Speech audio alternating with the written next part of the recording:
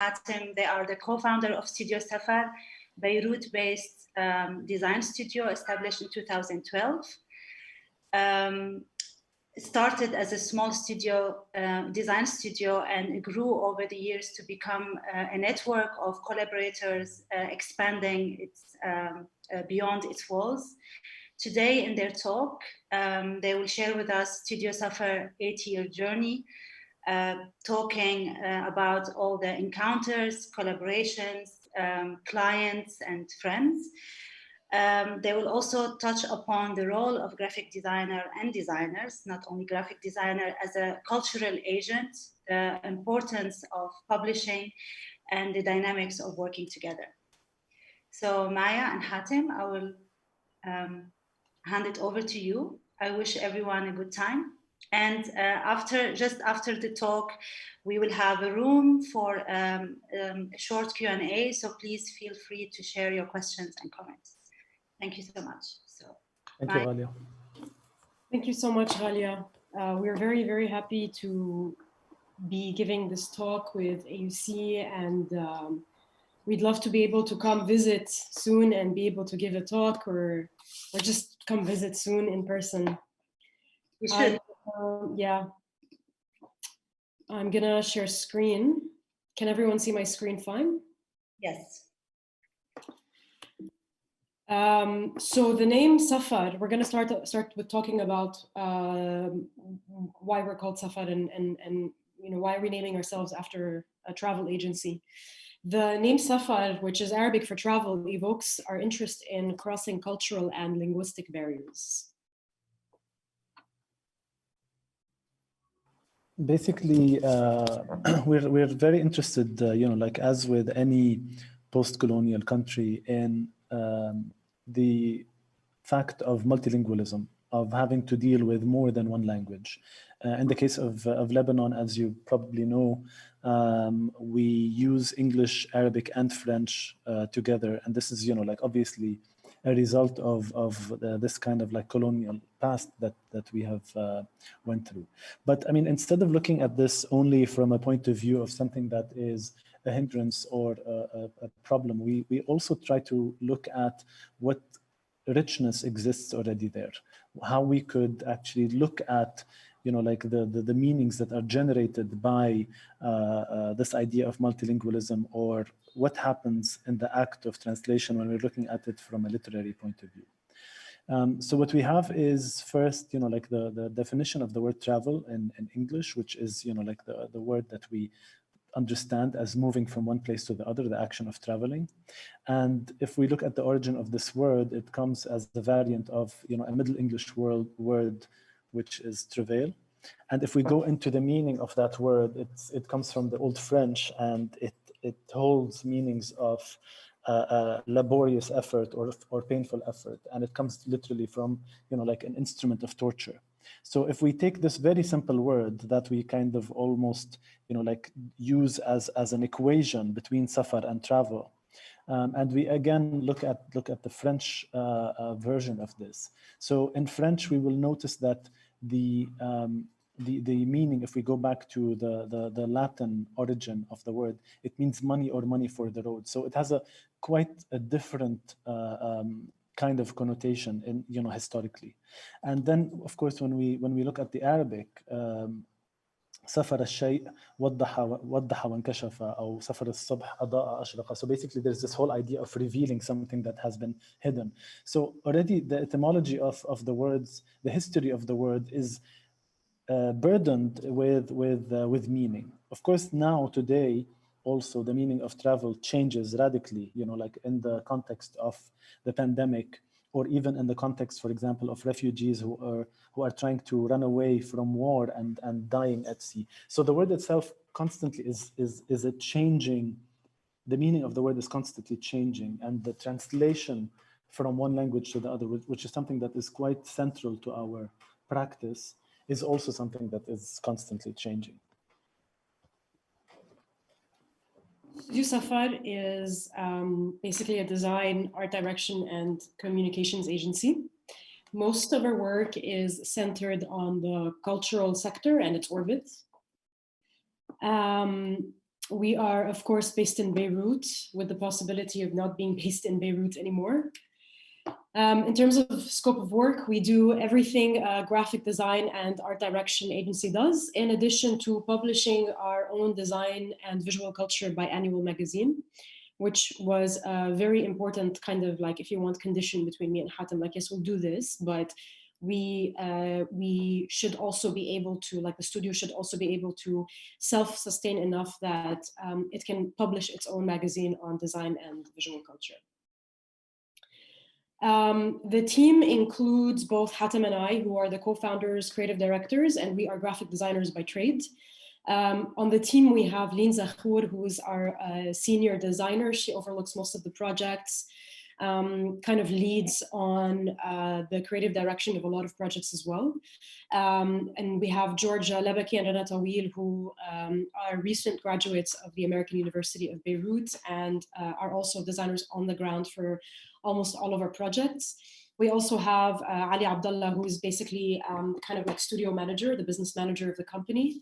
Copywriter and editor Sharon Grosso, who handles the copy for most of our projects. And then we have Vanessa Jabour, who's the UX and UI specialist. And the reason why we're basically highlighting who the team is I mean, I know from myself, I'm usually very curious to know what the team is that makes up some of the agencies whose work I follow. Like, what does it take in terms of a team to be able to produce the kind of work that this agency produces or that kind of agency produces? And we found that although we have a small team, we have people that have a foot in different fields that kind of allow us to offer services to clients that are kind of cohesive. So not exactly A to Z, but we're trying to get there. So we offer, you know, the design and the creative direction of things, the implementation of that vision, somebody who manages that project, somebody who provides us with all the copy and the editing for that, and then somebody who handles its digital presence. We're gonna jump to the projects now, and we're gonna start off with Ballroom Blitz. Hatem, go ahead. So basically, we have made a kind of like an eclectic selection of projects that, you know, like they do not comprise, you know, like a full portfolio of the work of the agency. But what was important for us is to really think about, you know, like projects that build on this idea of the collaboration or build on the idea of working together. Sometimes it's in the case, for example, of the Ballroom Blitz, it's basically a music venue that opened a couple of years in Beirut. We worked with Ballroom on all of the, you know, like from the very beginning of the project, from the naming to the identity to the applications. And it's very important. I mean, we're showing you here some examples of applications to say that, you know, like the identity of the place is not the logo itself, but actually the way that the logo is applied. Because for anyone to encounter any kind of identity, you never see, you know, like a logo in a vacuum. It is always something that's applied on a particular application. Like in this case, for example, we're looking at the system for the posters that was created that were, you know, like quite large posters. I mean, if you can see that the poster itself is printed in 2 pieces because it was so big. And, you know, like it basically created, you know, like a very strong sense of this identity, of the identity of this place, which came to compete with a lot of massive clubs that already existed in Beirut. The example of Ballroom is important for us because after we started working for a while with the client, we became, you know, like their consultant in a sense where we would come up to them and say, you want to differentiate yourself from all of these other clubs, and you want to say, you know, I'm a music venue and I have, you know, like more authority. You need to do that by actually proving this. And what we propose to them is to start an actual magazine.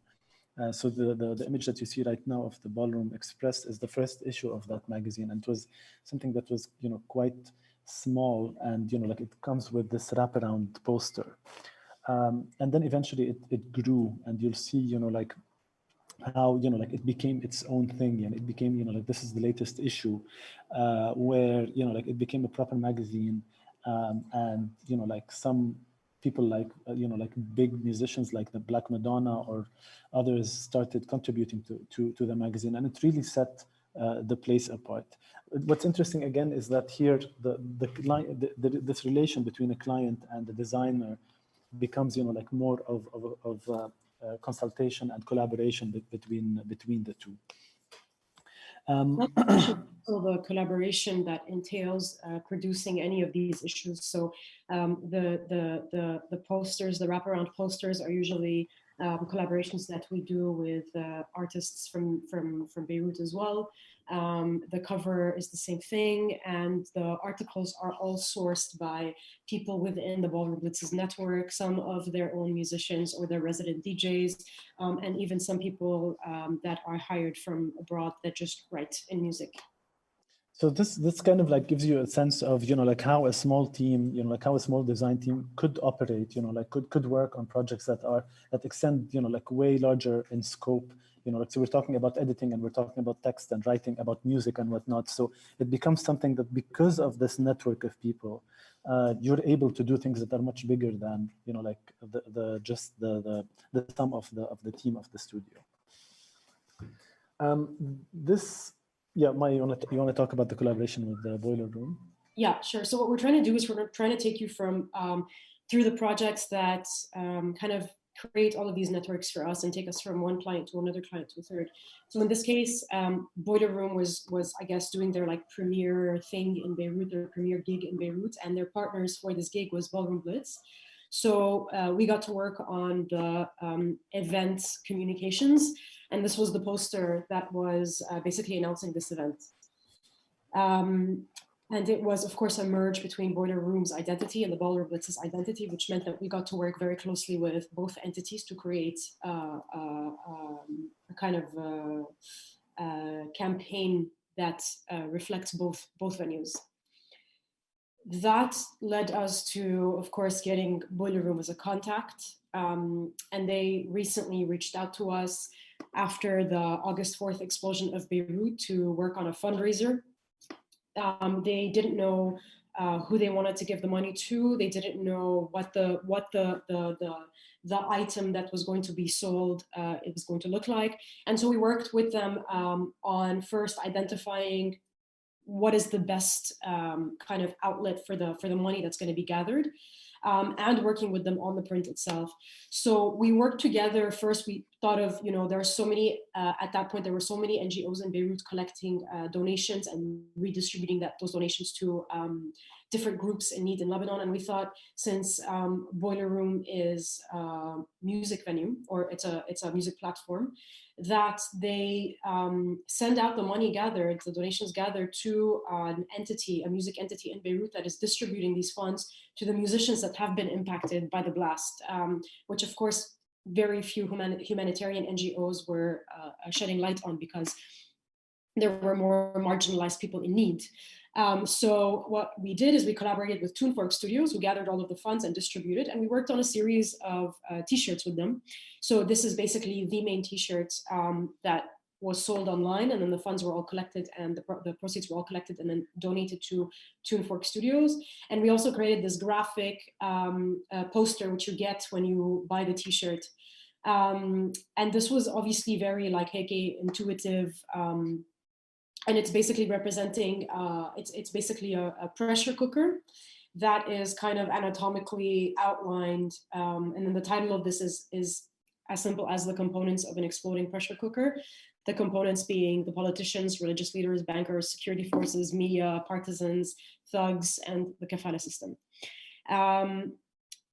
This print did like really well. Surprisingly, it was like people were requesting this on t-shirts and on posters, and then it went through another entity as well who sold this to make donation money. But these kinds of things happened like without us necessarily sitting down and like writing down these things or studying these things or thinking about like a real strategy from A to Z. Like this was very simple. It's like I grew up with the notion that a pressure cooker, by my mom, of course, that a pressure cooker is like, you know, the indicator that you've become a housewife. If you know how to use a pressure cooker, you've become a housewife. And there was always this thing growing up, like خلصت الطبخة هلا. I'm going to speak English. Sorry. The meat's done now. We turn off the stove, and then we have to let the pressure cooker cool because it can explode. There was always this notion of the pressure cooker. Beirut Editions is a new kind of collective that started also to raise funds for people and groups that have been impacted by the Beirut blast. They basically asked a bunch of artists to submit artworks, and they were selling those online. This was one of them, and it did really well with Beirut Editions. So that's a project that we took from Boiler Room and then gave to another client. And this is also very similar to how we do a lot of our work. I mean, we don't necessarily start from scratch with every project that we get. Sometimes we go back to a previous idea, and sometimes we can almost, like, dare I say, recycle old proposals or old projects and that kind of thing. Yeah.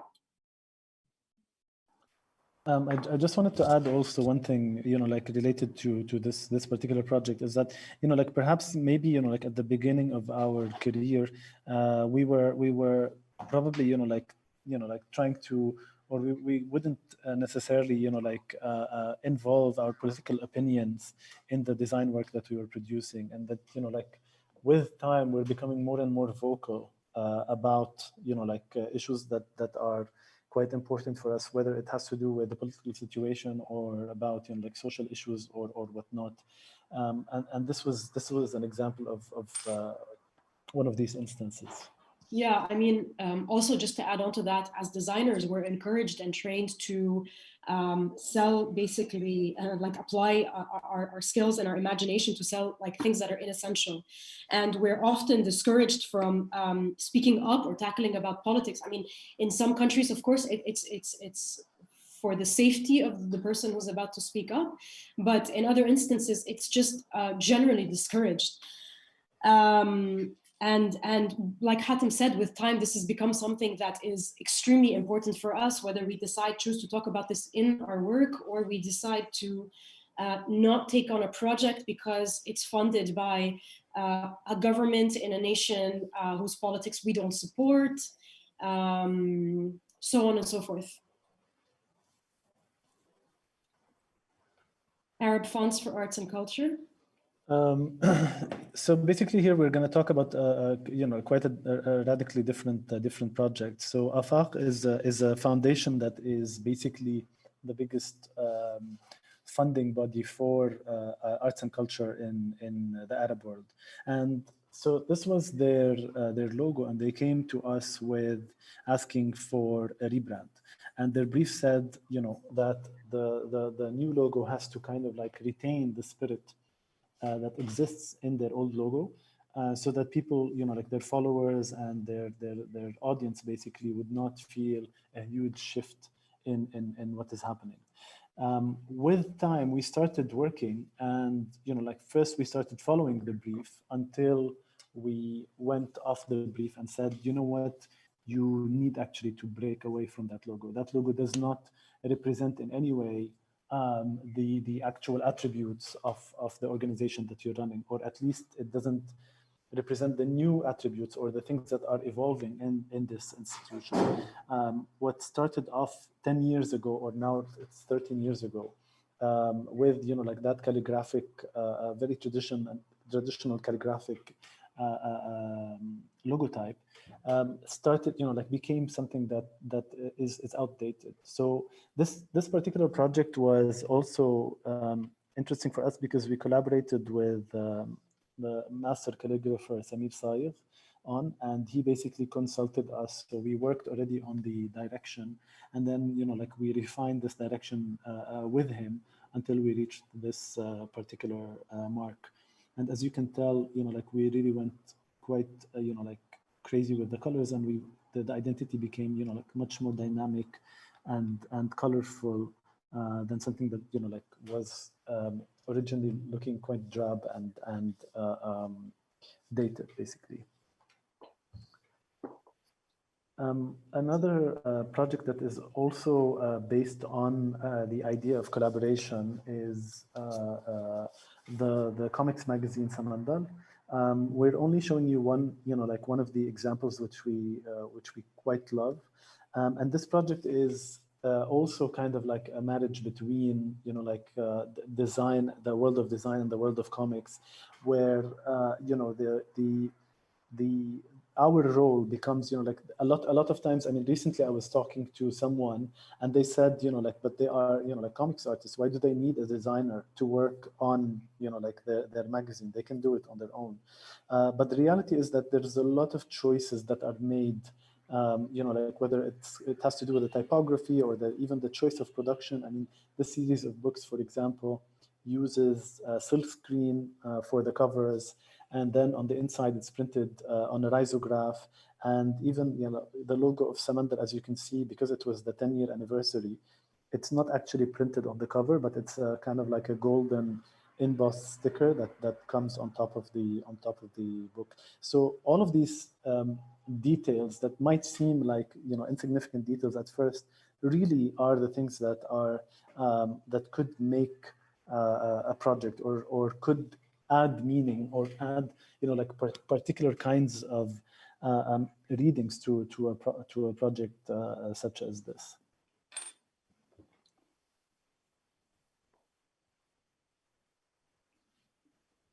Am I talking about Ghandour or you? Yeah, go ahead.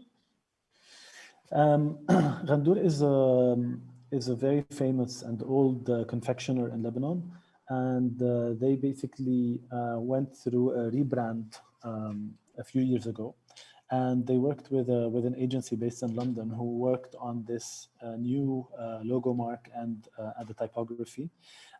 They actually worked on an Arabic logotype which took the exact shapes of the letters of the English logotype to build its letters.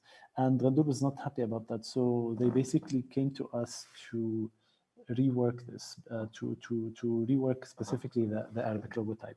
And what we did is we started off by going first to the old original calligraphic logo, and from there we adapted it and updated it to become more in line with the Latin typeface, or the Latin lettering, but without losing like all of the like the essence or the soul of the Arabic lettering that was there from the beginning, and also without like bending the Arabic letters into shapes that do not really work when it comes to the writing of Arabic. You want to talk about the animation? After we did this basic Arabic rebranding for Ghandour, they hired us to work on their 160-year campaign. And they came up to us with a very specific brief. They wanted to basically communicate that they're 160 years old. They wanted us to design the logo and then a few visuals to go with that.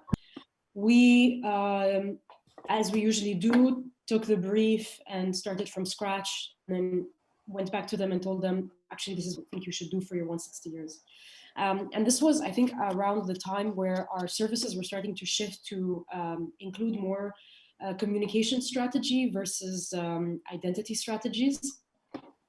So a client will come to us and tell us either, I want to celebrate, we've existed for 160 years.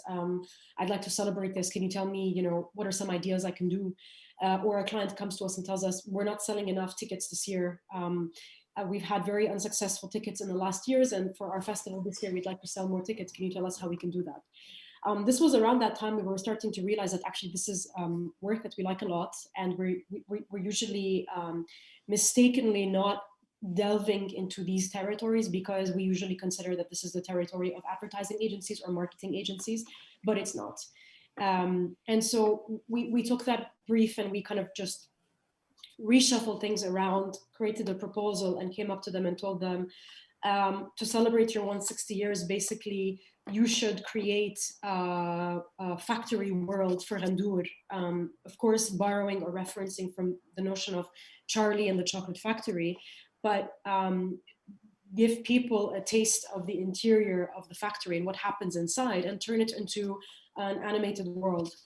And they loved the idea, and so we, collaborated with the Council for Visual Affairs, which is a company we often collaborate with for animations, and we created this world, this thing called the Delicious World, where we take people inside the factory. Of course, none of it is actually how the factory works, but it's for the sake of creating an interesting or a fun narrative. The entire idea is basically Rendour's most well-known product is the tarbouche, this guy, and the entire story of the animation is basically being a little bit mischievous and jumping from machine to machine to machine and accidentally turning into a tarbouche at the end. And then we have this slogan that appears at the end, and then an explosion that celebrates the 160 years.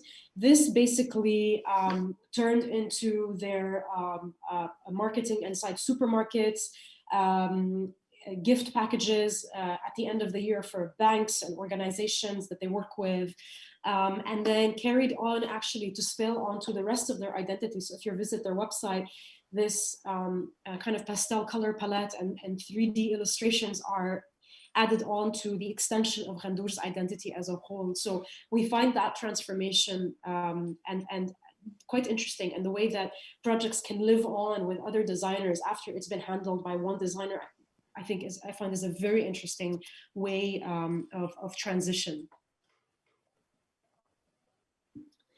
Another project that's not really within our expertise or our experience is when we got approached by Blat Shaya, which is one of the few Lebanese tile factories that still hand make tiles by hand using molds.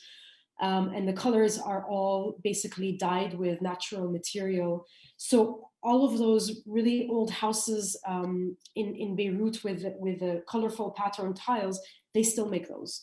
And so they were working on, again, similar to Rendour, an anniversary event, and they collaborated, they reached out to several artists and designers in the country to create custom-made molds or tiles for them to work and then sell them in this event celebrating this many years. And the idea was basically trying to conjoin the past or the tradition of making these tiles, which is quite an old one, with contemporary designs.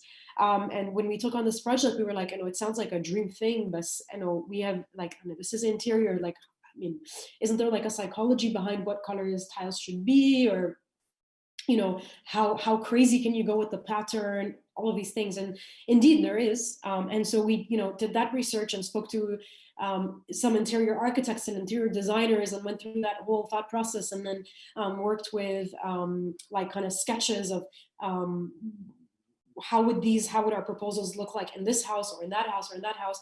And we came up with these, basically these tiles that can be custom made and created in different ways. And these are all made with one single mold, but that was the trick in calculating or trying to mathematically figure out how can I, with one single mold, create several iterations. And these, of course, can be placed in any way I want. So if I take the green one and I place it underneath the pink tile and then the black tile, these all work the same way. And then there was, of course, the color picking process, and then seeing the skilled workers in the factories produce the tiles themselves. It's just like a whole crazy different world. And I feel like as a designer, you really get to kind of step into these like new territories that people in other professions don't really get to. So we're going to jump to another really important and one of our favorite projects called Past is Quiet. Hatem, I will let you handle this one.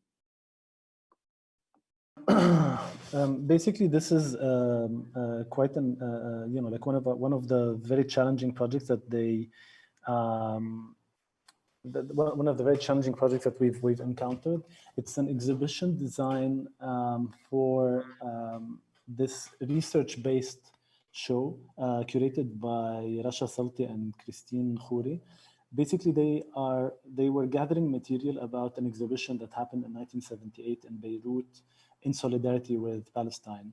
And from the research, they uncovered a whole massive network of documents and archival material and posters and videos and interviews and whatnot. And so basically, we were working with an exhibition that has all of this vast amount of material that is quite overwhelming. And at the same time, we needed to create a certain kind of journey or a system of organizing all of this material.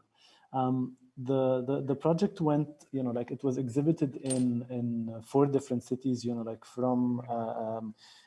from Berlin, from Barcelona to Berlin, and then it was exhibited in Santiago and then in Beirut. So in every iteration, the exhibition actually changes. I mean, the material itself is still the same, but in every show, the space changes and it kind of requires a different kind of configuration. And here again, this would be Berlin, and then this would be Beirut. Yeah. So again, working, with different artisans. So for example, here, sorry, can you go back, Maya, to the mural. So here, for example, we commissioned someone to paint, this mural on this giant entrance wall. And again, this was obviously, a tribute to, the work of artists who we are, that were included in the exhibition, like Melihi and other artists. And the work also required, us to think, 3-dimensionally. So you see, for example, here, all of these metal structures that were placed in the center of the space to occupy the space and not have, everything be just stacked on the walls or hung on the walls where it would, flatten the space, especially in such a large room. And we also started to think, inventively with the producers, so someone who is working with us on the actual printing and the production and whatnot, to come up with solutions. So for example, you can see these posters that are kind of like these triangular wedges that are hung much higher than the rest of the material. So they really break the space in terms of the vision which you will look up because they're quite at a distance and you'll be able to see them, versus the things that were, for example, these accordions that were facsimiles of books or magazines that are sitting on shelves.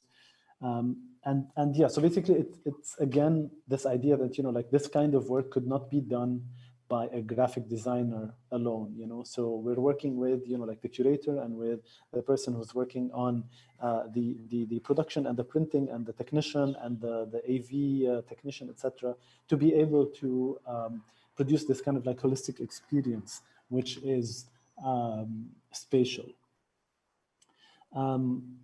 Yeah, I think that's all I have to say about Past is Quiet.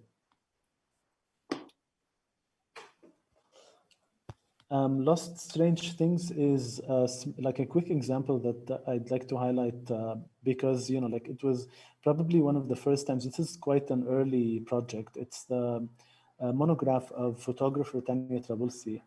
And this is one of the earliest times where we felt that Maya and I were working with we were being hired as designers, but we started to kind of trespass over our typical, services, so Tanya had, a big collection of photographs that are all taken in medium format, and they were all square in size. And she came to us and she said, I have my photos and I have more or less the sequence, and they're all going to come obviously in the same size. And we challenged her. We said, this is, going to create a very monotonous book, and it's not an interesting way of viewing these beautiful photographs. So we started looking at the photographs, and we created our own system of categorization. So we have, the tiny square images that are, almost centered in the page, and these are the landscapes. And then, the very big images that you see spill over to the next to the other side of the spine are the portraits. And we have the cityscapes, and we have the objects. And basically we started creating this kind of visual narrative without, like writing anything, without having any kind of signage, or without having any explicit way of explaining, like the way in which we are visually organizing these images. We even, like we sit together for long hours working on the sequence and even the selection. So sometimes we would be like, taking images out of the collection and putting other images, etc. And deciding, of course, like we would put all of the text at the very beginning and the very end of the book, but like the entire book is almost like one big visual essay. And I think that this was one of the moments where we felt like, okay, like we're co-editors of this book. We are, like also co-authors almost of the book. And this is a role that we cherish a lot. We're not interested in being a design agency which is offering, like just some kind of like, like a solution to a problem, or like just some kind of like commercial service. We're always like trying to be more involved in the making of the work, and like the process of thinking about it. This also goes hand in hand with why, for example, many designers who co-edit a book, who are in charge of the way that the content reads in a publication, don't get credited for that. They get credited for the graphic design of the book. And although the graphic design of the book for me is that's not what the world understands in terms of a credit. And even when a book, for example, is getting a successful book is getting featured in press, or somebody is writing a review on it, the designers of the book very, very scarcely get credited for the role that entails, basically deciding on how you read the content that I lay out for you.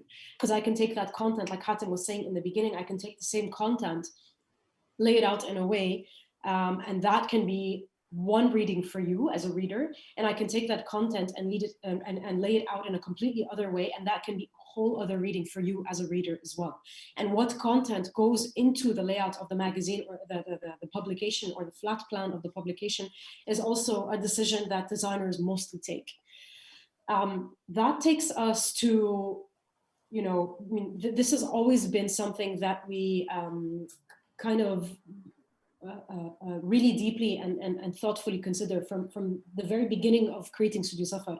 What's the role of a graphic designer, and when do you get to? Sorry, Hatem, can you take over a bit? My door is ringing. Yeah, can you go to the next slide?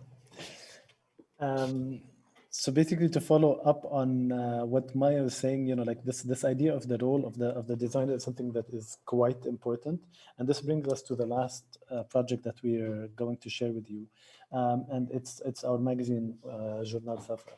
And so basically, as soon as we started the studio, there was this urge. I mean, we started the studio because on one hand, we were not being satisfied. We're not happy with, like we couldn't see ourselves working anywhere where basically in any of the design studios or the agencies that existed in Beirut at the time. And it was very important for us to create this environment where, like there is, we were putting a lot of importance on research and on experimentation, and also on this idea of again, as Maya was saying, thinking of ourselves in the role of, like authors. And this is where the urge behind publishing this magazine came.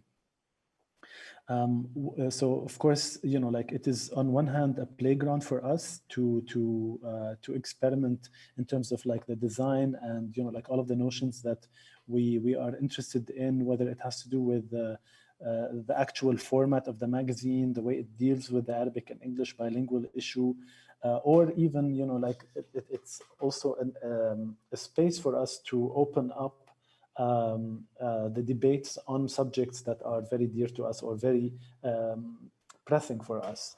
Sorry, go ahead, Maya. It's also, just to add on to what Hatem is saying, it's also to acknowledge this field and the really important role that designers have in basically producing culture. The first three issues that we saw earlier were, like still kind of experimenting with this idea of the publication. I mean, here what started as like a 16-page little fold out with a poster that comes with it, started to develop and became something that is much more, like the way we are seeing it is something that is much more of a reference that you can go back to. So it was looking more like almost like a newspaper that was bound and printed on a newsprint kind of stock, but then like with issue 4, this developed into something completely different in terms of its form and its content. So it also might be worth mentioning here that when we shifted from a more experimental format of the magazine to a more conventional magazine-like format with a spine, an image on the cover with a masthead, the title of the contributors, sales spiked. Yeah, and I mean, like this, of course, also has to do with like somehow how ambitious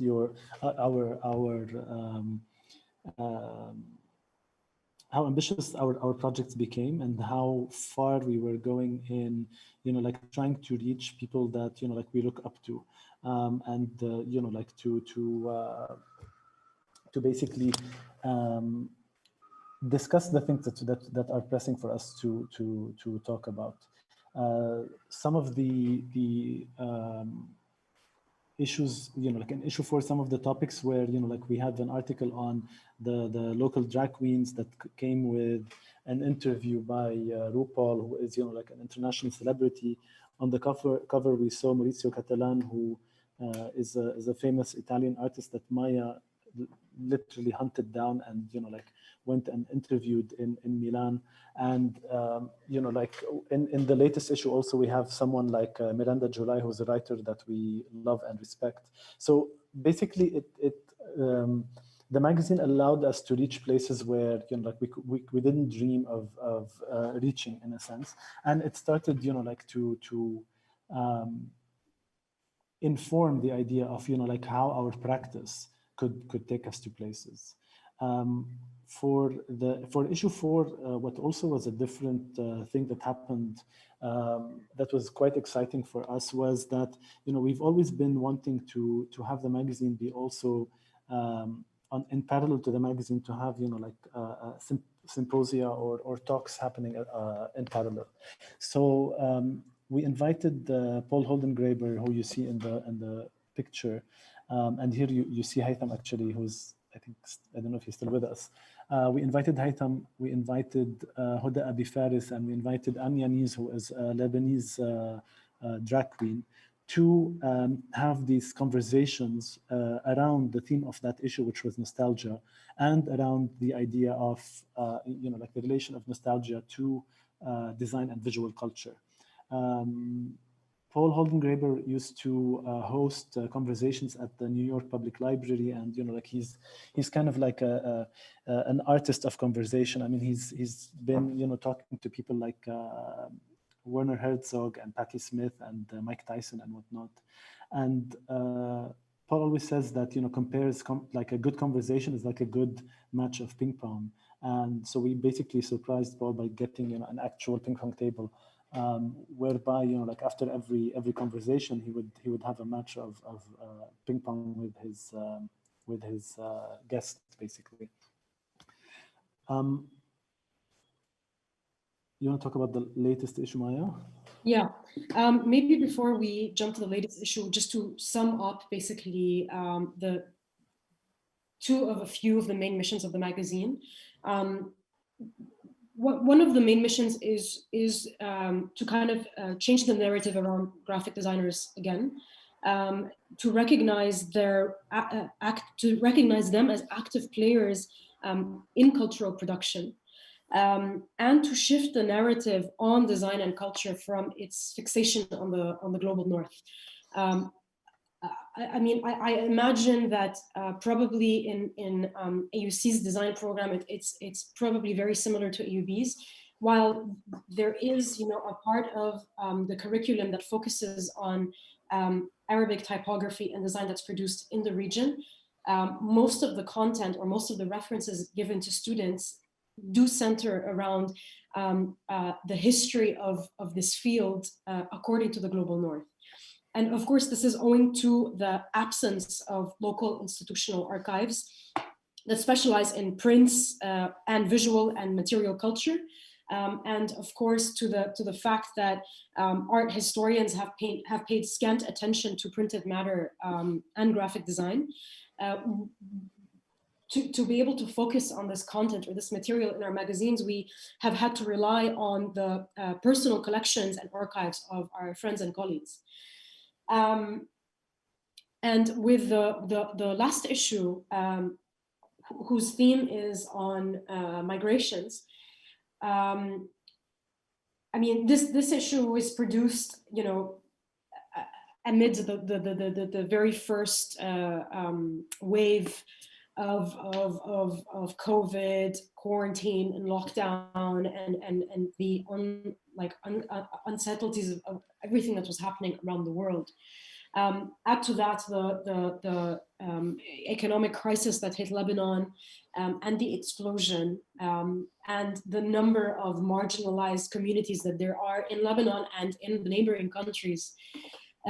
We decided to, one of the pieces in this issue is an interview with two former domestic migrant workers who now run and lead an NGO that is called Enya Lenya and seeks to basically empower migrant domestic workers in Lebanon. So they speak to women because they're definitely more vulnerable than the men. And they basically reach out to the women before they come to Lebanon from Ethiopia to kind of explain to them and give them the lowdown on what they can expect before coming here. And if they still insist on coming, then they hold their hand throughout the entire process, talk to them about their rights, explain to them what the kafala system is, talk to them about the whole salary situation, about not sending their full salary back to their families, which is what most migrant domestic workers do. Keep a part of that for yourself.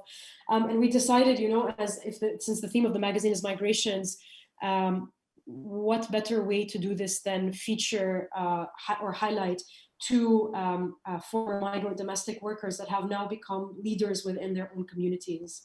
And just the very basic operation of highlighting this NGO and the work that they do meant that our friends now know about this NGO. Because I mean, before we had this chance encounter with these two women, I had no idea that there was such a thing. So this meant that our friends knew about this work. This also meant that our readers knew about this work. And this also meant that press was now contacting us and them and using Mekdes and Mekdes and Sigareda as resources for topics that really big media outlets want to cover about the migrant domestic worker situation in Lebanon. Alongside Sigareda and Mekdes, we have a story, 3 short stories by Miranda July. We have a conversation between Yumna Marwan and Sofia Al-Maria. We have an interview with Ilyas Sleiman on his latest film. We have a piece on the design politics of the passport. The politics of the passport is a topic that interests us a lot. And if you've read our previous issues, you'll see that it's a recurrent kind of piece throughout. We also have a piece on the design of memes and so on and so forth. This was the foreword that was written by Hatem, right? I think it was the day before it was sent to print. We were, thinking, what are we going to say? What can we say about this issue? And then, I think really late one night, Hatem was like, he just sent this and he's like, this is our foreword. I can't, say it more loud and clearly enough than just this. So pandemics, policy, and economics try to dampen the fact that we have a voice. And yes, it will be heard.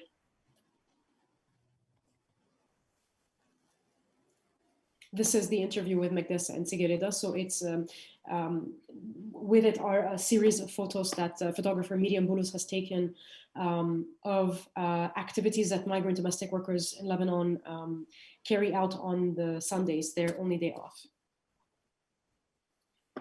Hatem, I don't know if you want to say anything about this.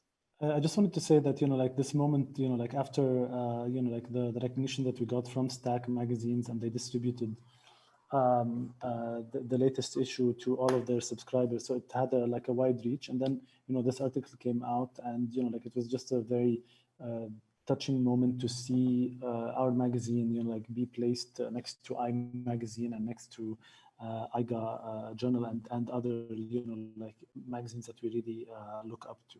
So it was, yeah, just a kind of like a emotional moment for us, to show that, like sometimes you can reach places where you never expected, because, because of this power of, like the collective, because of the power of collaboration and reaching out and working with, like a lot of people that have the same beliefs as you do.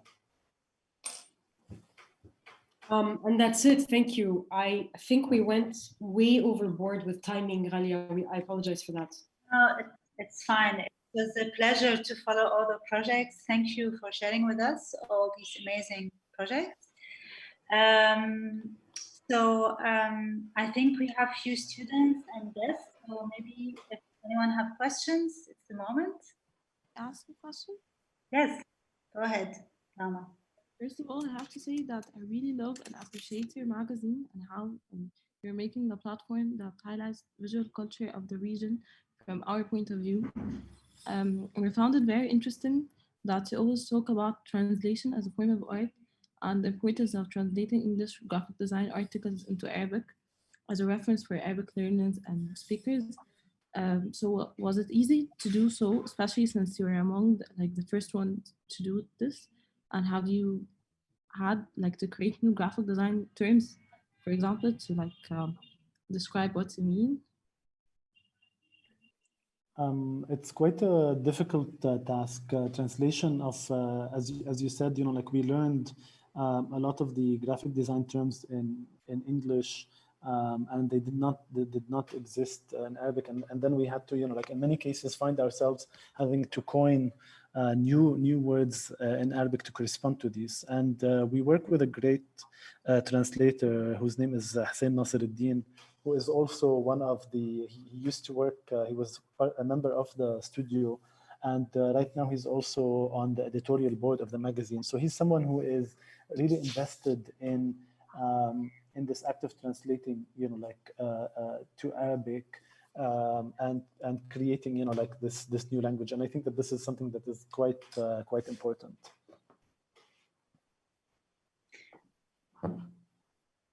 More questions?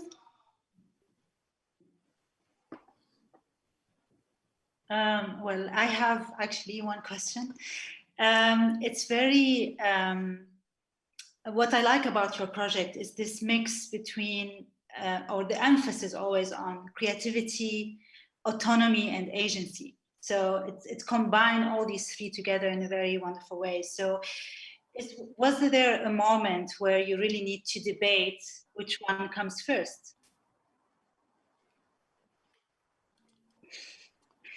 Between you as a studio, or maybe with other collaborators, like I can imagine that those kind of because they are very important. So which one comes first?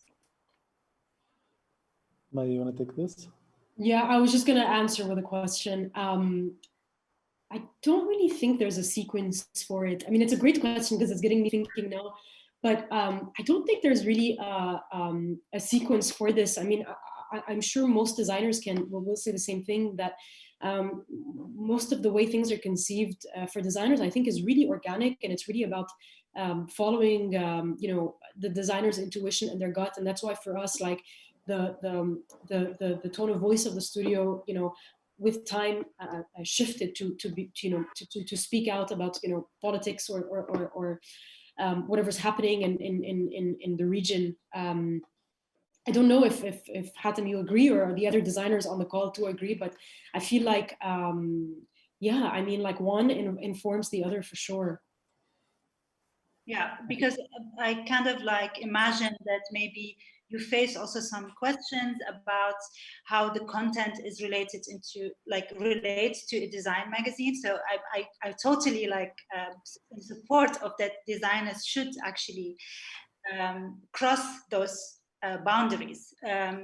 Also because you talked about the power of narrative, and we are actually the most trained people to be able to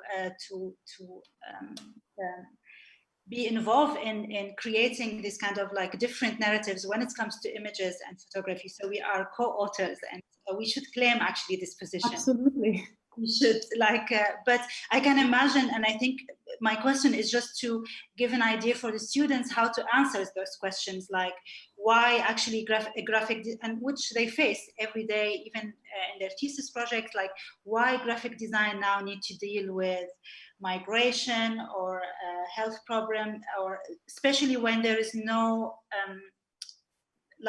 typical form of aesthetic involved, Yeah. So maybe you could shed more light or give tips about how to address those questions to students. I don't know, something like that. And yeah. I mean, one of the things we answer often with when we get asked, for example, I mean, this is not very similar to what you're saying, but when we get asked often, and how do we work harder on claiming our roles as designers with more agency, or how do we claim that role of designer as author, and how do we become designers that are more involved in whatever is happening? I mean, not to claim that we are designers that are usually very involved. I think we're just at the beginning of realizing what this world means and what the possibilities are. But the answer we usually give to that is, you want to be a great designer, just be a great reader too. Be a great reader and be a great writer, and understand the world. I mean, if there's anything that you're going to be working on, you have a client that's in the medical industry, or a client that's in the cybersecurity industry, or a client that is a publishing house, or train yourself well enough to be a great reader and a great writer, so that you can delve and dive into any field that you want, and be able to manipulate that, so that your role as a graphic designer can inform that practice. Yeah, it's true that it's not very common for many professions for you to be able to for example, now we could be working on a cybersecurity company, a music venue, and a cultural institution, and I don't know, another let's say restaurant, So we need to understand, as a designer, our role is to communicate all of these different enterprises, all of these businesses or brands or products or services. So we need to become authorities on all of these things to be able to communicate. If I don't understand anything about cybersecurity, how am I going to create, let's say, a campaign for a cybersecurity company? Or, if I don't understand, the history of this confectioner, how would I be able to communicate what they do? So basically, we're constantly kind of wearing different hats and delving into all of these different fields and professions. And as Maya said, it's important for us to be able to also understand or acknowledge the fact that whatever we produce as designers is something that goes, into the public realm. And it's something that a lot of people see. And this also holds something that's quite important in terms of, your acknowledgement as well as your responsibility for saying that, this image or this text or this message that I'm communicating holds within it, a lot of meaning, and holds within it, in many cases, a political position, even if, one that I'm not talking about politics in the very direct way, but I mean, it's also, the politics of dealing with the other, or the politics of, the social living, etc. So it's again making sure that graphic design is, similar to, many of the other arts. It has a very important role to play within the cultural field, and it's just a question of acknowledging that and working, accordingly.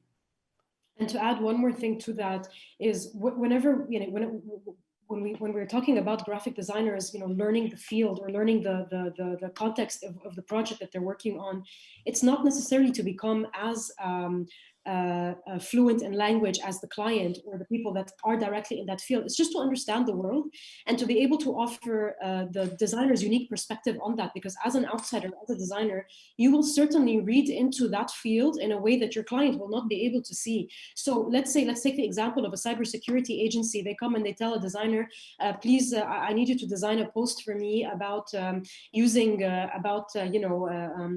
why, cybersecurity is important during the times of confinement or quarantine or whatever. A designer might, just read up a bit about this, kind of study the behavior or do a little analysis on the behavior of users online and say, come back to the client and propose a post on, how to safely watch porn during quarantine. I mean, I don't know. So it's not always, the idea is not to do that research all the time and put yourself in the shoes of the client. It's to offer them something that they haven't seen or don't know. Yeah. Great. More questions? No? I have just one comment, to say that, just also to go back to this idea of, the lack of documentation and history and critical writing on design. I mean, the fact that, the book that's being produced, that's co-authored by Hatem and Hadeyeh is the fact that this is the first graphic design comprehensive book is, such a mind-boggling thing. Like, why did this thing not exist? And of course, this took, a huge amount of effort, I'm sure, and a huge amount of work. But this is something that is so essential, because if we don't understand the conventions and the past and what has happened earlier and how did we get here, it's impossible for us to develop. It's impossible for us to move forward, basically. Yeah, I was really happy that you showed the example of the Afaq logo, that you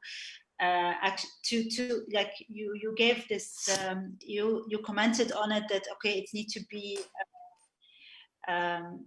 more modern, but still you consulted with Samir Sayegh, which actually he represents like an older generation of graphic designer or calligrapher.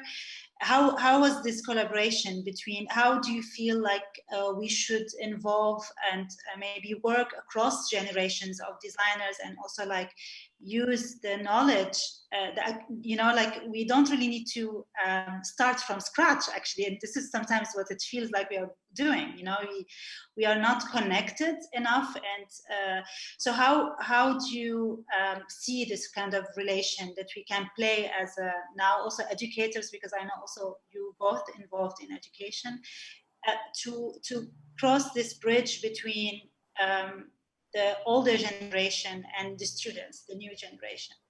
Just to clarify, I'm not involved in education. Hatem is. Okay, I thought you did. I don't know why. But you do some committees and juries, right? Yeah, that's it. Yeah, okay, so you are kind of involved. It doesn't matter the format. Yeah, a little bit. Okay. So do you have any comments about this? I mean, for the collaboration with Samir Sayegh, I mean, he's someone who's obviously, a master calligrapher, and what's interesting about him is how radical he is in terms of trying to push the Arabic calligraphy into places where places of renewal or places of regeneration, and not being stuck in the rigid static kind of rules of the Arabic script. So basically what's interesting is that when we worked on the Afaq logo, we kind of went back to some of things that are in fact rooted in Arabic calligraphy, that are things that we can see in the square kufi, let's say, or whatever, in particular scripts, but that are taken in a different way, and somehow it feels more contemporary than things that are the logo that already existed, which used a kind of diwani script. So basically, yes, it's very important for us to look at the past and learn from it, but then what you do with it is what makes a huge difference. It's not a matter of replicating endlessly or mimicking the past. It's a question really of understanding the essence of, you know, like where things come from, and how you'll be able to actually have the courage on one hand to be able to modify that, or to say, you know what, I'm going to take this to a new place. I see Hatem raised the hand. Hatem, do you want to ask a question? I have a question to Hatem, Maya. Hatem, thank you for the compliment. And about the book, wait until you see it. Maybe you don't like it, so. I doubt that. But I have a question, which is maybe something we spoke about it briefly when I was in Beirut. So, and the question and the concern, also just the kind of brainstorming about how we can find the solution for this, because we spoke about how to bring this type of discussions, the digging into our archives, see our heritage, speak about design, write about design. You have your own approach about Safar Journal in Beirut, which I see it really a successful model. And until this moment we speak, we don't have Journal Safar in Cairo, except maybe only the copies which I have in my office. And now we are fortunate that we can actually have a Zoom design talk, and we have our students, and we can actually go much bigger than this, but still how we can spread this among the Arab world, and not just only the Arab world, regionally, and go further and further and further. Yeah. I'll answer this, Hatem. First, it's really ironic that for a magazine that is really focused on design and visual culture in the region, that it's actually not that available in the region. And it's very funny that there is no distributor that will handle the distribution to countries or cities like Cairo, Dubai, Doha, Jeddah, cities in Morocco, in Tunis, in Amman. There is really not one distributor that can do that. Add to that the difficulties or the unreliable postage system of Lebanon. That means that anything that you want to ship out or receive can only be done through a private company like DHL or FedEx. And on top of that, the fact that payment gateways in Lebanon are not developed enough to work with the international standards of online payment gateways for easy access back and forth from countries, means that we have really had a difficult time trying to make the publication available in cities that are neighboring to Beirut. And the only way we can do that is if we physically do it yourself. Carry the copies with us, reach out to the bookstores ourselves and do that. What I am doing in Montreal right now, and I'm going to talk about this because it's super relevant to our practice, is I'm trying to find solutions for that. And of course, the capital control that have been imposed by the banks in Lebanon have just pushed me to do this even faster, is I'm setting up a sister company for Safar in Montreal, so that we can, sell the magazine online on our own website, and not have to give 60% of the sales of a magazine to the distributor and to the retailer who is distributing the magazine to us, for us. And be able to ship the magazines from here. I mean, shipping the magazines from Montreal to Cairo will probably be much cheaper than shipping them from Beirut to Cairo, funnily enough. And be able to, send out to all of the neighboring cities in the region. Yeah, I mean, I hear you. But also, I mean, like the way we do it is I think, like it's actually by the way we are doing it, like to have this conversation be had is by actually publishing. I mean, just like you're publishing your book, and eventually we know that it's going to take time to reach us, but eventually this will become a document that people will refer to. This will become a reference, and it will become something that people can start, like there's a place to start the conversation from. And we also hope, like that the Journal Safar will do this in smaller instances, or in, like already this conversation is starting in certain places, and, like we're getting, like constantly invited to talks to discuss, like these issues. Recently, Maya took part in the Mag Culture live event, like talking also next to like some of the really big people in the publishing and the design world, and this happened not because of the studio but because of the magazine. And this again, like brings back the importance of like what publishing means. Like if we are working only as a design studio, we would be like producing all of this work for clients, but we wouldn't be getting the chance to talk about like our ideas that are related to design, or our like vision and design, or speaking about like design in the region and what it means and its conventions and history and whatnot. Just following on that with a question, maybe I don't know if you did try that before or not, but did you try to collaborate with local publishers in every country? I mean, I know that big institutions such as Hala, for example, they work with Nahal or Safir, so they don't have to ship the newspaper from Beirut to Cairo, but actually with the deducted percentage, they print Safir and Nahal here in Cairo in Al-Ahram press, and then it's distributed within the Ahram channels. So it's faster, cheaper, but of course they need to work, but I mean the big institutions. But did you think about this before? No, I had actually no idea that this was a possibility.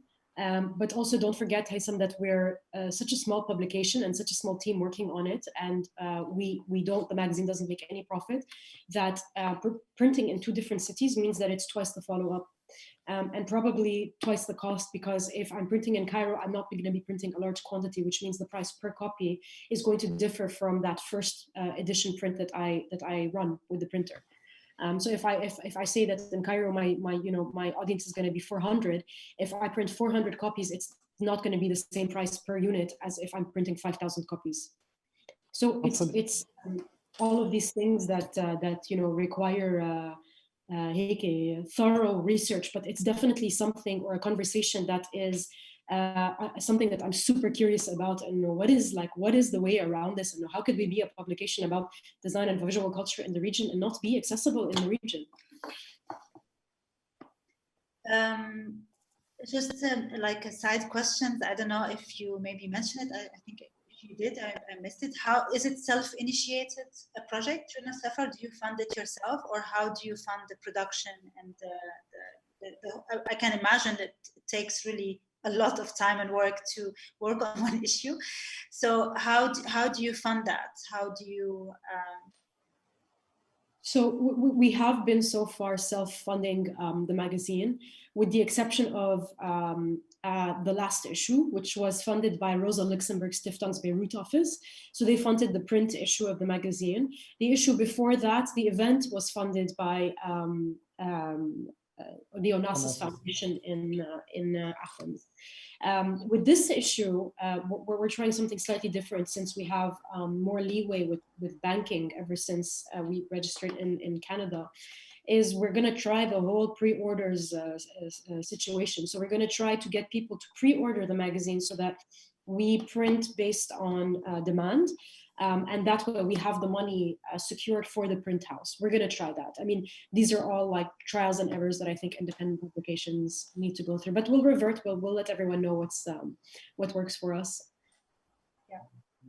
And how is it going? I know that you are now in Montreal and Hatem in Lebanon, different time zones, different. So how is the working together dynamics going between you two? Like, is it a new experience? Did you ever always share the studio space, or? Yeah, it's not going well. No, I'm joking. It's going fine, but it really is very hard, because yeah, like as you just said, we've always shared the design studio together. We've always worked from the same space. Of course, COVID and working from home has really been a really good introduction to my moving to Canada, but there's still the problem of the time zones, which is really difficult, because by the time I wake up, it's end of day for the Beirut office. So we're trying, and we will find a way around this, but in the process, we will, it'll be hard. Okay. I see one hand raised by Karim. Please go ahead, Karim. Yes, hi. First of all, thank you so much for the presentation, like super interesting. I'm not a graphic designer, but like I'm definitely interested in the field. I study it as a minor, and I felt like I could relate to something you guys said, and I wanted to ask you if you could give me some advice. And it was basically, I loved how you joined graphic design and being able to produce the content itself, but also have the marketing capabilities of like building maybe a different campaign, or how you said like you would get briefed on something, but you would find that this is not the right way to take it, and you would come up with something completely different and offer it back. And I just wanted to know, I feel like I'm more creative and I have a better imagination and I'm able to come up with cool ideas, but I'm not that good at implementing it. Would you recommend, like, for someone like me who's still a student and it's my senior year, to pursue a more marketing kind of field, or would I still have a good potential working in a graphic design? Like, I know that you guys, this isn't maybe your expertise in education, but I felt like you guys were talented enough that you had both, and I wanted to know what you would think. I mean, Karim, definitely, you know, like people, none of us has, you know, like the full list of, let's say, skills that the studio has, you know, like maybe one of us is good at drawing, and, you know, like the other is good at, you know, like animating, and the third is good at writing. So basically, you know, like in a design field, in a design studio, let's say in a graphic design studio, if you feel that you have, you know, like great ideas, but you're not good at implementing them, this is a skill that you can learn with time on one hand. And on the other hand, it's also something that, you know, you could collaborate with people on. I mean, most, you know, very few times, you know, you would have to do everything on your own. So I think it's definitely worthwhile. If you feel like you're passionate about this field, then definitely go for it. I don't necessarily see that marketing is a better field for someone who feels that they have creative input, basically. Thank you. Just to add to that also, I mean, not that the marketing field doesn't require creativity. It requires, of course, a lot of creativity, but it also depends on the kind of work that you're interested in taking on. If you're interested in taking on, you know, very corporate work and that kind of thing, then yeah, I would say, like, why not do a course in marketing? Like, you might, you know, realize that that's where your heart lies. But if you're interested in doing more self-initiated work or independent projects and that kind of thing, then no, definitely don't go into marketing. Perfect. Yeah, it's definitely, I feel like it's more like it would lie more on a graphic design kind of field. Like, it's more creativity when it comes to smaller projects, you could say, or less corporate. But I just felt like through my graphic design career at university, I did not achieve the grades or achieve what I thought I was capable of. And so that steered me off into, maybe since I'm not so good with creating the stuff, then maybe this is not a field for me. Like, I did not get accepted into the graphic design program. But even though in all the work that I do outside of university, that I do apply some graphic design skills maybe, or I build more the creative idea behind what we're trying to achieve. Mm-hmm. Like, the results are something that I am proud of. Yeah. Can you find what it is that you're really good at, and then just skyrocket from there? Like, just fly. Don't dwell on the things that you feel like you're not good at or not interested in learning. Like, don't waste your time on that. That would be my personal advice. Find what you're good at, where your heart lies, and just fly from there. And if there's a project that you want to take on, you have the ideas, you just don't have the skills to implement, collaborate with somebody who can implement. Perfect. Thank you. You're welcome. Anyone else have a question? No? Rama? I have a question. Oh, Rama? Yes? Personally, I'm very interested in comic books, and I've learned that Hatem used to produce a comic magazine called Samandal on his own. And my question was, like, what are the pros and cons of working by yourself in comparison to collaborating with one another, like in Studio Safar? Actually, Samandal is also a collaborative project. I mean, we started off by 4 people who founded the magazine, and then eventually we grew. Like, right now, the family of Samandal is much bigger, in fact. And I'm no longer one of the active editors of the magazine, but I'm, you know, like one of the founders. So basically, now I'm the older generation, and there's like a group of, I think, maybe 10 people right now who are working on Samandal. And in fact, like once we gave the torch to them, they did much better than us, in fact, and they're like winning awards right and left, and they're doing great. So basically it's like Samandal is actually quite like a very, very collaborative project, in fact. Also, this goes back to what I was saying earlier, when like what I find very interesting is when I work on a project and then another designer takes on, and then it just has a different life. I think this is such an interesting process for projects, and designers often have like a panic or an anxiety around other designers taking on the client of theirs, or carrying on the work that they've did. Like if I've designed a branding strategy for a client, it doesn't mean it's set in stone. If another designer takes this on and continues the communication of that company, they have their own voice as well, and they have their own opinions on what works and what doesn't. And the life that this project takes on is a very interesting one rather than not. So in the case of Hatem and Samandal, what the younger group did is so fascinating. Yeah, we are running really out of time, but there is so many like interesting questions we want to ask you guys. I have 2 questions, so let's go with the first and then maybe see if we can go to the next. So you've been working together for 8 years now.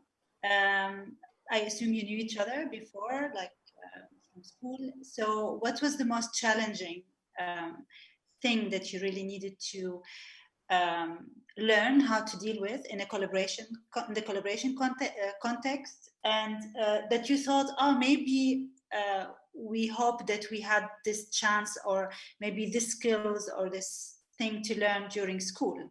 So what was maybe from your point of view the role of the educational institution to support those kind of like future collaboration between talents and skills? So could you like... Yeah, Hatem, I'm just going to start with talking about like, how does a designer take executive business decisions? That's like, one of like the craziest, most often overlooked things in university. I mean, especially in ours, and Hatem as current faculty of AUB, like you are held responsible for not focusing on this, but seriously, one of the hardest things that a designer faces in their professional career is first how to manage expectations with clients, like what does that mean, and how do you price projects, and how do you make sure that the work that you're doing as a designer covers your expenses at the end of the month. Yani, I don't know any designer who does this professionally that hasn't hit a wall before figuring things out. Yeah, so more kind of like from a management perspective, you mean like design is in the end is a part of an industry, and we need to know how to manage.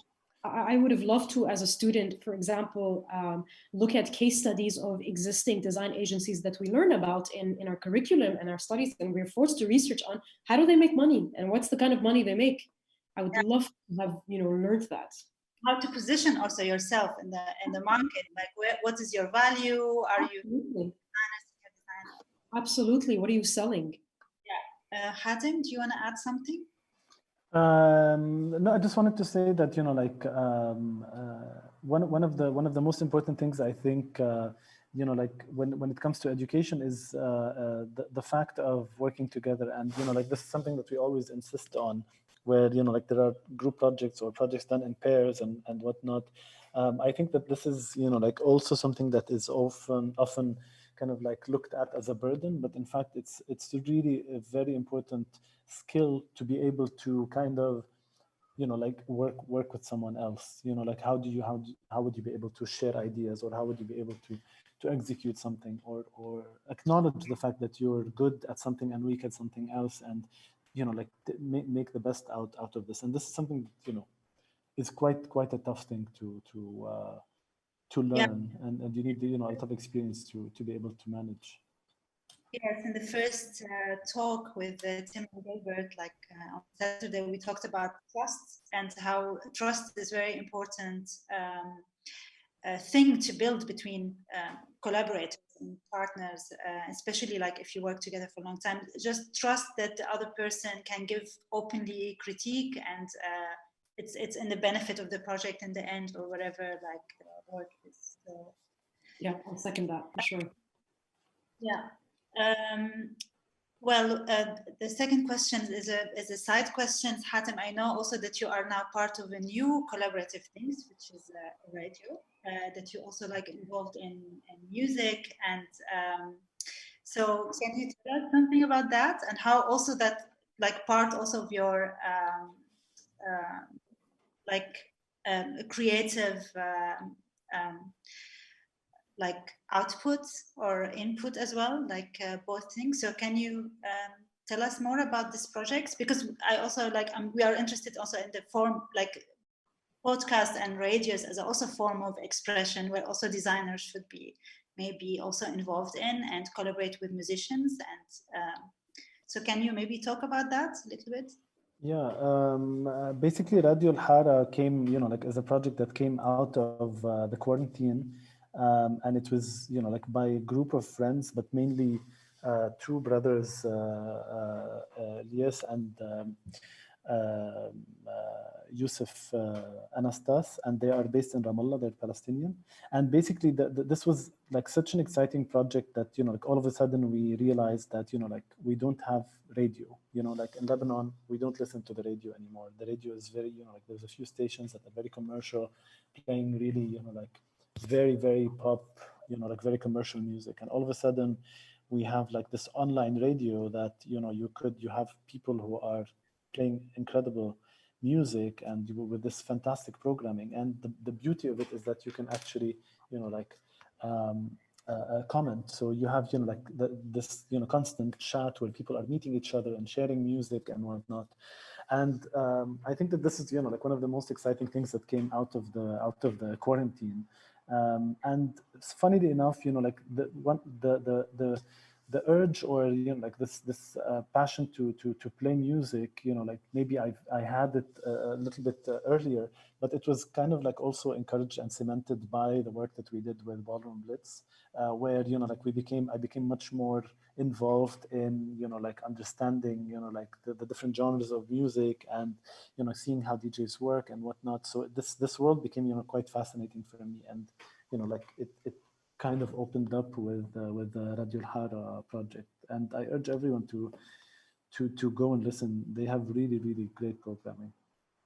I find it really one of the successful projects where also it's a platform where also you hear a lot of languages, also different Arabic dialect. It's a kind of very kind of pan-Arab project, which is wonderful that it exists on radio. So I hope that we could also like create something like this in design, where we all could actually meet virtually if it's possible. Also, like yeah, it connected a lot of people together. I mean, like with a lot of people, let's say in Palestine, who we're not allowed to see, like as Lebanese, we're not allowed to go there. It kind of like, it allowed us to cross that border somehow. And funnily enough, these two founders are in fact designers. They're furniture and product, and they're architects and also furniture and product designers. So last questions from Nada. Nada, you can go ahead, and then we can. Hello. First off, I wanted to say I love all of your designs, and I love everything that you have showed us today. And I'm pretty sure I'm going to look at everything you have done when we're over with this talk. I just wanted to ask, like, in relation to the book and the publication, I know, like, it's hard and everything. And since we are all right now and, like, the idea of online because of COVID and stuff, I had a question, like, would it be, like, maybe easier if you published your book digitally? Hi, Nada. Thank you for your kind words and for your very valid question. Yes, but we tend to like not like easy usually. The printed format of the bilingual magazine is very important because one, it's occupying the physical space of the rack set magazine shops all over the world.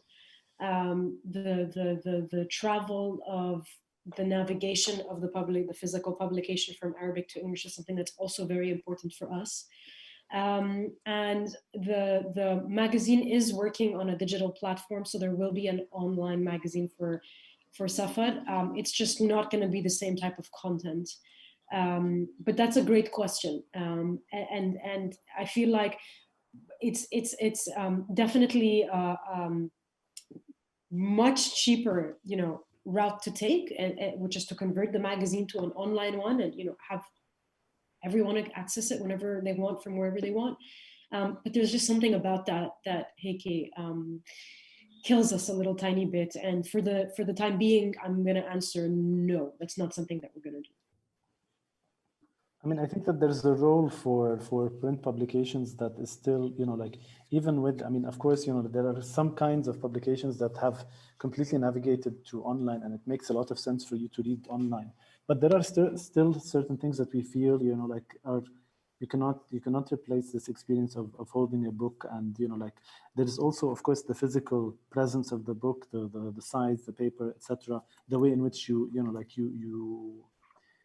interact with the printed publication is quite different, and it also depends on the content. So, for example, I wouldn't, like, read the news anymore in printed form. Like, I need fast way of reading it, and I'll probably go online to read the headlines and whatnot. But if I want to read, like, an in-depth study or something that is more specialized or whatnot, definitely a printed book does that role much better for me. And as Maya said, like, the digital platform that we want to set up will focus on other formats such as video or audio that we cannot anyway achieve in print. Great. Thank you so much for this wonderful evening, the wonderful talk, and all your inspiring projects and your answers. I just want to wrap up this evening with this like last notes about, yes, we publish. I'm also a big believer of paper. Like, we need to, we need to make sure that our libraries still exist. Like, the actual library is not really completely turned into digital world. So thank you, Maya. Thank you, Hatem. It was a pleasure hosting you. And thank you, everyone, for attending. And I hope to see you next Saturday with our final talk with Mobius Collective. We're also thrilled to host them. Maya and Hatem, you are always welcome to join us. And we hope to host you soon in person in Cairo. So good luck going on in Beirut. Of course, we didn't have the chance to address that, but thank you all. Thank you so much. Thank you. Thank you. Big thanks to Mobius Studio and Hala. Yes, I think they are here somewhere learning. So join us on Saturday. Will do. Bye, everyone. Bye bye. Thank you. Shukran. Bye bye.